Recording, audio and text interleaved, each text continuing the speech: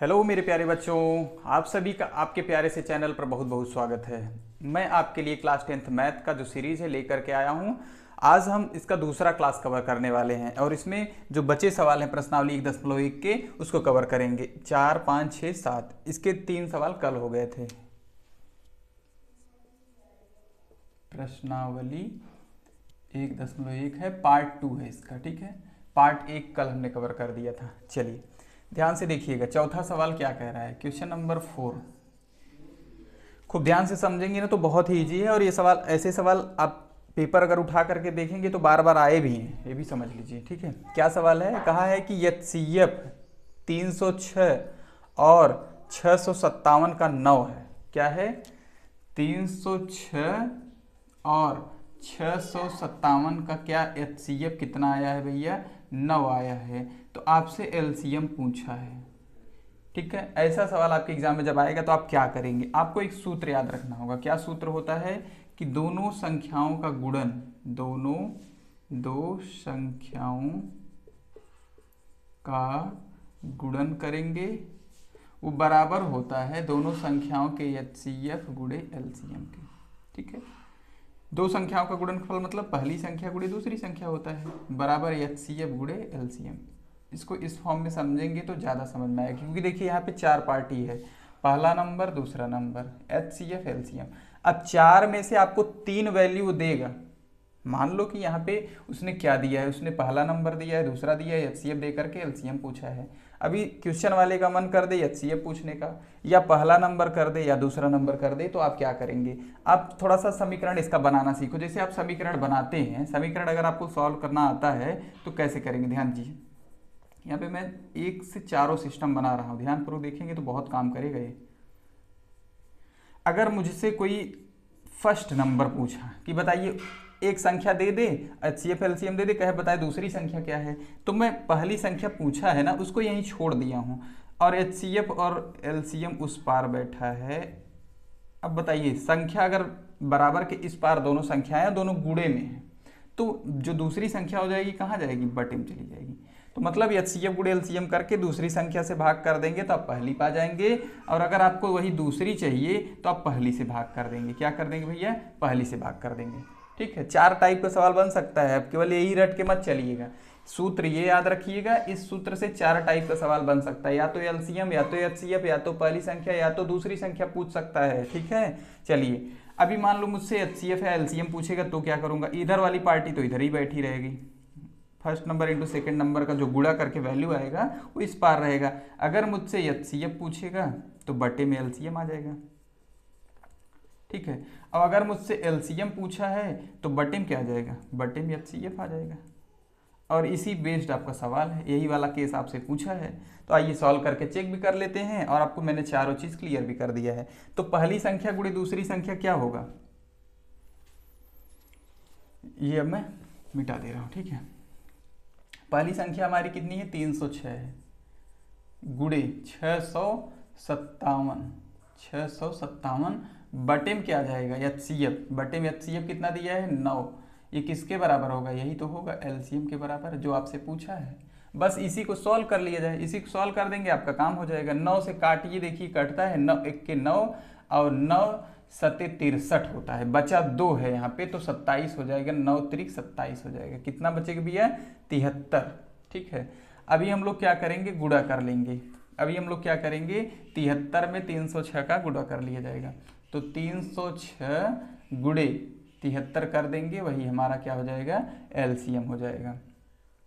आइए गुणा किया जाए, हम लोग गुणा अगर करेंगे इसमें तो कितना आ जाएगा बताइए, 3 छक 18, 3 0 में 0 1 रख दिया यहाँ, 3 त्रिक का 9 ये आ गया। फिर 7 से करेंगे तो 7 छंग 42 के 2 हाथ के 4, 7 0 में 0 4 जोड़ दिया, और 7 त्रिक 21, इधर आ जाएगा भैया 8 2 1 3, 9 4 13 3 हाथ का 1 1 1 2 और फिर 2, तो 22,338 इसका क्या आ गया, ये आ गया आपका LCM। ये कितना आ गया आपका, LCM आ गया 22,338 इसका LCM हो जाएगा, ठीक है। इस तरीके का कोई भी सवाल आएगा तो छोड़िएगा मत, ठीक है, जरूर आता भी है, लगभग मैंने देखा है, ठीक है। चलिए हम लोग चलते हैं क्वेश्चन नंबर 5 की तरफ। क्वेश्चन नंबर 5 भी कॉन्सेप्ट वाला सवाल है, बहुत ही अच्छा सवाल है। पढ़िए जरा। लिखा है कि जांच कीजिए कि क्या प्राकृतिक संख्या n के लिए 6 पावर n अंक 0 पर समाप्त होगा। आइए देखें। n प्राकृतिक का है, मतलब n का मान या तो 1 2 3 4 इस तरीके से आप रखते जाएंगे। प्राकृतिक 1 से ही शुरू होता है, ठीक है, ध्यान दीजिए। अच्छा, इसका हम लोग चलते हैं, कॉन्सेप्ट बनाना शुरू करते हैं। कैसे आप लोग सोचेंगे, सोचिए कि अगर कोई भी संख्या 0 से एंड होती है, इसके इधर कुछ भी हो, इसके इधर मान लो चलो हम कह रहे 250 हो, ये 0 है, 0 अगर होगा तो क्या वो 5 से कटेगा कि नहीं, बताइए। कटेगा, बिल्कुल कटेगा। देखिए, तो क्या कोई नंबर है, मान लो अगर वो नंबर 6 पावर n है, तो क्या इसके गुणनखंड में हमको 5 चाहिए कि नहीं चाहिए। अगर इसके गुणनखंड में 5 उपलब्ध होगा तो हम कह सकते हैं कि हमारा क्या है भैया, डिवाइड हो सकता है। आइए चेक किया जाए अब। तो आप लोग लिखेंगे क्या, इसके सलूशन में आप लिखेंगे कि संख्या 6 पावर n को 0 पर समाप्त होने के लिए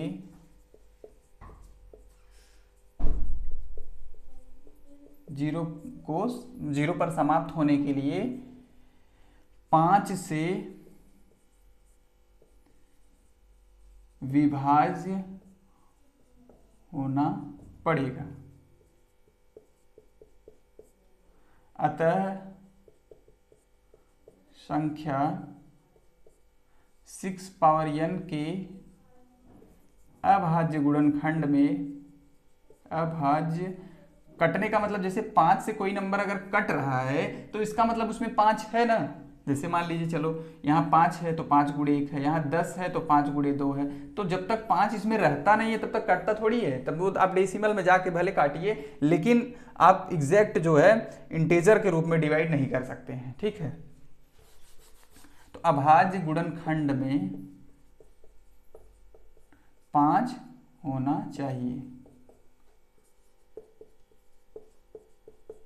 तभी 0 पर समाप्त होगा। लिखने वाली बात है और मैं समझा दिया हूं। मेन चीज क्या है वो मैंने तुरंत ही आपको बोल दिया कि अगर वो 6 पावर n 0 पे तभी एंड होगा जब 6 पावर n के 0 के गुणनखंड में, जैसे यहाँ पे मान लो 6 पावर 1 है तो 6 पावर 1 का मतलब 6 ही हुआ, तो 6 के गुणनखंड करिए, 6 का गुणनखंड कितना होगा, 2 गुणे 3 होगा, यही ना होगा भैया। आगे बढ़िए, अगर 6 पावर 2 आप लेते हैं तो कितना हो जाएगा, 6 पावर 2 का मतलब 36, 36 के गुणनखंड में आएगा 2 दूना 4 तिहाई 12 तिहाई 36। इसका गुणनखंड किए तो आप यहाँ आया 2 पावर 2 इंटू 3 पावर 2। बताइए क्या यहाँ पे 5 आया है, नहीं आया। तो मैं क्या लिख सकता हूँ, मैं लिख सकता हूँ कि 6 पावर n के गुणनखंड में 2 और 3 है। 6 पावर n, चूंकि 6 पावर n के अभाज्य गुणनखंड में 2, 3 प्राप्त हुआ, 5 नहीं प्राप्त हुआ, इसलिए 6 पावर n 0 पर समाप्त नहीं होगा। इतनी बात आप लिख देंगे तो आपका काम बन गया है, ठीक है। यहाँ पे मैंने थोड़ी ज़्यादा बात लिखा भी है क्योंकि जिससे आपको समझ में आ जाए, ठीक है। बाकी मेन बात वही था कि आप एक लाइन में लिखिए, अपना उत्तर बना लीजिए। चलिए हम लोग चलते हैं क्वेश्चन नंबर 6 की तरफ। ये आपका 5 था ना, वाला आपका 5 था, ठीक है। क्वेश्चन नंबर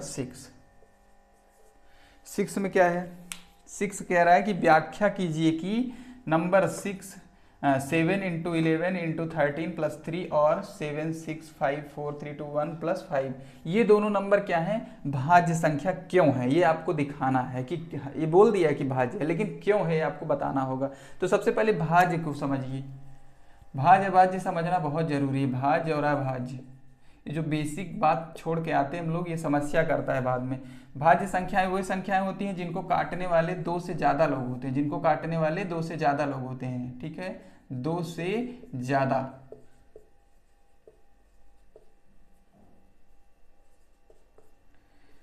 काटने वाले नंबर और यहाँ केवल 2, कौन कौन, 1 और स्वयं, ठीक है। तो यहाँ हमको भाज्य प्रूफ करना है, भाज्य प्रूफ करना है, तो इसका मतलब कि ये जो नंबर्स हैं इनको काटने वाले हमें क्या कह रहा है भैया कि 2 से ज्यादा लोग हों। आइए देखा जाए, चलिए देखिए यहाँ पे हमारा जो संख्या है 6 इंटू 11 इंटू 13 प्लस 3, और दूसरा नंबर क्या है 6, 11, 13 इंटू, यहाँ 3 नहीं, ये 13 है, मुझे लगा तभी ना, तभी मुझे बुक से देखा भैया कि ये गलत मैंने लिख दिया है, ठीक है।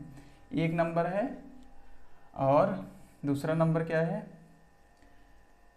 7, 6, अभी इसको रोके रहो, ध्यान दो, यहाँ क्या क्या नंबर है 7 इंटू 11 इंटू 13 इंटू प्लस 13। ध्यान दो यहाँ पे बोलिए कि कितना पद है सबसे पहले, तो यहाँ पे 2 पद है, गुणा वाला एक ही पद माना जाता है। जैसे आप 2 गुणे 2 गुणे 50 बार लिख देंगे तो कितना हो जाएगा भैया, वो एक ही पद है, 2 दूना 4 दूना 8, इसको हम लोग एक ही पद में काउंट करते हैं। यहाँ पे 2 पद है क्योंकि प्लस लग गया, प्लस ही क्या करता है सेपरेट करता है, तो अब प्लस है तो अब कॉमन लेंगे। देखिए वही नंबर यहाँ भी रहेगा, वही नंबर, आप देखिएगा अक्सर इस टाइप का सवाल जब आएगा ना तो 2 पार्टी 3 पार्टी जो भी रहेगा तो कुछ ना कुछ नंबर कॉमन में रहेगा। तो यहाँ पे 13 कॉमन है, 13 कॉमन करते ही आप क्या लिख सकते हैं, सोचिए 7 गुणे 11 गुणे 1, ठीक है, यहाँ से निकल गया तो प्लस 1, यहाँ से निकला तो प्लस 1, अब हो जाएगा 13 गुणे, अब सोचिए जरा यहाँ कितना हो जाए भैया 7 गुणे 11, तो 11 सते 77, 11 सते 77 प्लस 1 यानी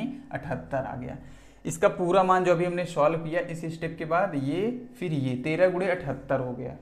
अब सोचिए क्या 13 तो टूटेगा नहीं, नहीं टूटेगा, लेकिन 78 टूट सकता है। 78 तोड़िए कैसे टूटेगा बताइए, 2 तिहाई 6, 1 बचा और 2 9 18, अब गुणे में 2, लो हमने 3 कर दिया। अभी और भी हो सकता है क्योंकि 39 को आप 13 गुणे 3 भी लिख सकते हैं। 39 को क्या लिख सकते हैं, यहाँ बन जाएगा हमारा 13 गुणे 13 गुणे 3 गुणे 2। इस तरीके से इसका क्या हो गया भैया फैक्टराइजेशन हो गया, इसका हमने फैक्टर कर दिया, जिसको काटने वाले 3 नंबर हैं, देखो 13 3 2, तो ये कैसा नंबर हो जाएगा, ये भाज्य संख्या हो जाएगी। इस तरीके से आप लिखेंगे कि संख्या, इसको भैया इस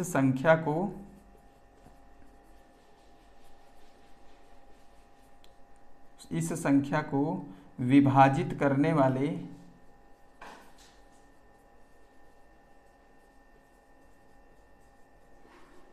दो से ज्यादा संख्याएं हैं, अतः भाज्य है, अतः भाज्य है। इस तरीके से काम कर लीजिएगा, ठीक है। चलिए हम लोग आगे बढ़ते हैं। आगे दूसरा पार्ट भी इसका चेक करना है, 7 6 5 into 4 into 3 into 2 into 1 plus 5, ठीक है। इसमें देखेंगे तो 5 यहाँ भी है, यहाँ भी 5 कॉमन करते ही आपको क्या बच जाएगा, ये 7 गुणे 6 गुणे 4 गुणे 3 गुणे 2 प्लस 1, इतने का गुणा करेंगे कितना आ जाएगा भैया, 7 छंग 42, 42 दूना हो जाएगा आपका 84, 84 चौका कर दिया जाए, 84 चौका करेंगे तो 4 चौके 16 के 6 हाथ गए 1, 4 अठे 32, 32 1 33, 32 1 33 हो गया। इसमें आप क्या करेंगे भैया 1 जोड़ भी देंगे, 1 जोड़ देंगे तो आपका कितना आ जाएगा 5 गुणे, इसको जोड़िए जरा तो आ जाएगा 337 आ जाएगा। अब इसमें आप क्या करेंगे, इसको भी तोड़ेंगे, ठीक है। इसको तोड़ते ही देखेंगे कि आपका कितना नंबर बन रहा है। अभी तो 2 ही दिख रहा है, लेकिन ये टूट जाएगा तो आपका क्या हो जाएगा, ये भाज्य हो जाएगा। और कहा ये तो केवल चेक ही करना है आपको। वैसे एक चीज़ मैं चेक कर ले रहा हूँ कि क्या मैंने यहाँ गुड़ा तो गड़बड़ नहीं की, इसको देख के करिएगा भैया। यहाँ 5 कॉमन किए हो तो 7 6 4 3 छूटा है, हाँ ये गड़बड़ हुआ है, 3 गुणे 2, ठीक है, इसकी वजह से फॉल्ट हो सकता है। चलो 7 गुणे 6 तो कहाँ तक पहुँचे थे हम लोग, 7 छंग 42, 42 दूना 84, 84 गुणे 12 एक बार लिख दिया जाए, 84 गुणे 12 प्लस 1, फिर इसके बाद लिख दूंगा फाइनल, ठीक है। अब 12 चौका 48 के 8 हाथ गए 4, अब 12 अट्ठा 96, 96 में 4 जोड़िए तो 96 में 4 जोड़ेंगे तो कितना हो जाएगा 100, तो 108 + 1 होगा। यहाँ देखिए फॉल्ट कितना आ रहा था, 5 गुणे कितना आ जाएगा भैया, 1008 में 9 जोड़ेंगे, 1 जोड़ेंगे तो कितना आ जाएगा, 1009 आ जाएगा। अब आप लोग 1009 का फैक्टर करिएगा तो देखिएगा कि इसका भी जो फैक्टर होगा, एक तो पहले से है, इसके में खंड हो जाएगा तो 2 से ज़्यादा हो जाएगा, ठीक है। तो कहा है तो इसलिए आप लोग एक बार चेक कर लीजिएगा इसको, इसका गुणनखंड आप लोग करिएगा, ठीक है, ये काम आपके लिए है। चलिए हम लोग आगे बढ़ते हैं। आगे हम लोग बढ़ेंगे भैया, तो अगला सवाल जो है 7वां है, आज का आखिरी सवाल है, भी अच्छा सवाल है, इसमें भी थोड़ा समय दूंगा, ध्यान दीजिएगा। अभी ये करेंगे कैसे इसको तो मैं बाद में बताऊंगा, पहले एक कॉन्सेप्ट क्या होता है जरा ध्यान दीजिए। कोई भी मान लीजिए कोई ट्रैक है, कोई क्या है, एक गोलदार रास्ता है, एक वृत्ताकार मार्ग है, ये वृत्त मैंने आपके लिए बना दिया है, जो ट्रैक बच्चे दौड़ते हैं, ठीक है। ये भैया क्या है, ये दौड़ने का पाथ है। सोचो अगर हम यहीं से चलें, ठीक है, दोनों लोग चलें, एक आदमी तेज दौड़ने वाला है और एक आदमी स्लो दौड़ने वाला है, ठीक है। अगर मान लीजिए ये दौड़ करके चलने में कितना समय लेता है, 4, बड़ा वाला जो है 4 ही मिनट में दौड़ता है, ठीक है। और ये जो छोटा वाला है ये क्या करता है, ये स्लो दौड़ता है, कितना मिनट लेता है, 6 मिनट लेता है। तो आप सोचिए कि अगर ये बड़ा वाला चला तो एक चक्कर में 6 मिनट, दूसरे चक्कर में 12 मिनट, तीसरे चक्कर में 18 मिनट, बोलिए आई बात समझ में। और देखिए 4 वाला क्या करेगा, पहला 4 में, दूसरा 8 में, तीसरा 12 में, चौथा 16 में, इस तरीके से। क्या वो मिला, कभी मिला, जब ये दूसरा चक्कर मार के कंप्लीट किया तो इसका तीसरा हो गया है। यानी आपके स्पीड, जैसे एक बहुत स्पीड रहेगा, एक कम स्पीड रहेगा, ठीक है, वो जरूरी नहीं कि एक ही चक्कर बाद मिल जाए। अगर समान रहेगा, दोनों समान स्पीड से दौड़ेंगे तो जितना जैसे मिले तो दोनों एक ही पहले ही चक्कर मिल जाएंगे। ये देखिए पहला एक चक्कर कंप्लीट किया है, दूसरा पहला दूसरे चक्कर में पहुंचा है, तीसरा मतलब ये तीसरे चक्कर में पहुंचा है। इसका मतलब कि ये जितना एक चक्कर मारा भैया उतने में 3 मार दिया, ठीक है, समझ गए कि नहीं। तो इसमें क्या किया जाता है, इसमें आपको एलसीएम ही निकालना होगा और कुछ नहीं। देखिए मैंने एलसीएम ये निकाला ही है, ये क्या है, एलसीएम निकाला है। ये भी एलसीएम निकालने का तरीका है, इसको बोला जाता है कौन सा विधि, इसको बोला जाता है अपवर्त्य विधि। कौन विधि, अपवर्त्य विधि। आई बात समझ में। एलसीएम निकालने का आपके पास 3 विधि होता है। तो आप क्या करते हैं, उसमें दोनों नंबर का जो मिनट, जैसे यहाँ 18 का पहाड़ा लिखते जाएंगे, 12 का पहाड़ा लिखते जाएंगे। एलसीएम लिखना है तो लोवेस्ट, सबसे छोटा वाला वैल्यू ही आपका उत्तर हो जाएगा। और यहाँ पे तो हम लोग भाग विधि से करके निकल लेंगे, ठीक है। 12 और 18 का लघुत्तम लिख लो, बस यही आपका टाइमिंग रहेगा कि जितने मिनट बाद आप मिलोगे दोनों एक ही पॉइंट पे। 12 को काटना है तो 2 छंग 12 हो गया, 2 9 18 हो गया, 2 तिहाई से काटे, ये 3 हो गया, ठीक है, सॉरी यहाँ 9 ही उतर जाएगा। इसके बाद फिर 3 से काटेंगे, 3 इक्के, 3 त्रिक्का, फिर 3 से इक्के इक्के, ठीक है। इस तरीके से इसका क्या कर लिया भैया, हमने गुणनखंड कर लिया है।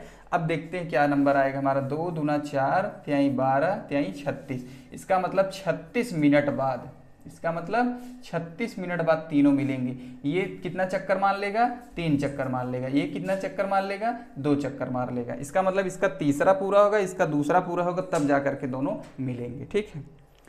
आपका भी ये प्रश्नावली 1 जो है 1.1 कंप्लीट हो गया है। हम लोग अगली प्रश्नावली के साथ अगली बार मिलेंगे। तब तक ये चीज़ें अगर आपको लगे कि अच्छी हैं तो ज़रूर चैनल को जोड़ के जाइएगा, सब्सक्राइब करके जाइएगा। धन्यवाद।